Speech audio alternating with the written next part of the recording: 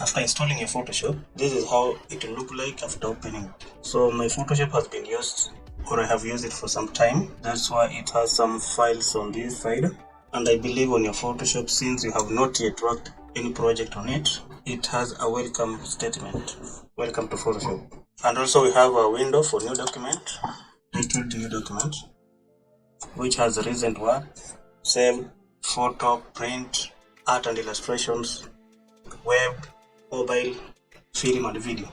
So quickly let's go through all this, starting on recent.